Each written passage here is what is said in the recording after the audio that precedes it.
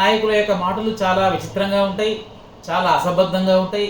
అప్పుడప్పుడు వాళ్ళ మాటలలో చాలామంది రాజకీయ నేతల మాటలలో కూడా ద్వంద్వం తొంగి చూస్తూ ఉంటుంది. ఒకసారి వాళ్ళే మాట్లాడతారు, మళ్ళీ వాళ్ళ మాటలను వాళ్ళే ఖండించడం కూడా కనబడుతుంది.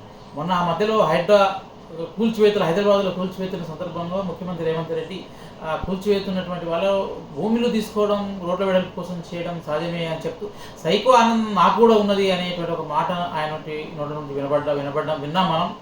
తర్వాత ఇప్పుడు నిన్న ఒక సభలో ఆయన మాట్లాడితే ఏమన్నారంటే, మేము ఎవరిని కూడా నిరాశ్రయులను చేయము, ఎవరిని కూడా భూ నిర్వాసితులను చేయము, ఎవరి దగ్గరనైనా ప్రాజెక్టుల కోసం కానీ, రింగ్ రోడ్ల కోసం కానీ, లేకపోతే అభివృద్ధి పనుల కోసం కానీ, బుల్లెట్ రైలు కోసం కానీ భూమి అవసరమే, భూమి తీసుకోవాల్సిందే. కానీ అట్లా భూమి తీసుకున్న వాళ్ళ దగ్గర మేము సరైన నష్టపరిహారం ఇస్తాం, వాళ్ళు మళ్ళీ భూమిని కొనుక్కునే విధంగా సరైన పద్ధతిలో పరిష్కారం ఇస్తామని ఈ సందర్భంగా చెప్పిన ఇంకొక మాట చాలా ఆకర్షణీయంగా ఉన్నది. ఏంటంటే వాళ్ళని కూర్చోబెట్టి మేము మాట్లాడి సెటిల్ చేసుకుంటాం అనేటువంటి మాట కూడా చెప్పారు. కానీ చాలా సందర్భాలలో ఇదంతా కూడా జరగదని, ఇదంతా వట్టి మాట కానీ మనం అనుకోవడానికి అవకాశం ఉంది. ఎందుకంటే చాలా భూసేకరణ చాలా సందర్భాల్లో కేంద్ర ప్రభుత్వం చేసింది, రాష్ట్ర ప్రభుత్వం చేసింది.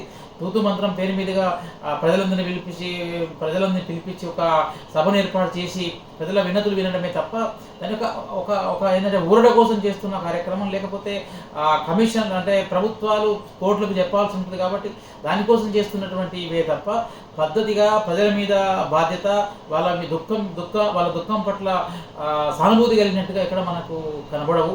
ఇవన్నీ కూడా ఇవాళ రేవంత్ రెడ్డి చెప్తున్నటువంటి మాటలు కనుక ఆచరణలో కనుక నిజంగా కనుక అయినట్లయితే, ఆచరణలో అవి సిద్ధశుద్ధితో పాటించినట్లయితే ప్రజలకు అందరికీ అంతకంటే గొప్ప, అంతకంటే మంచి మేలు చేసేటువంటి మాటలు వేరే ఏమడవు. ఇదంతా కూడా ఆచరణలో నిజం కావాలని కోరుకుందాం.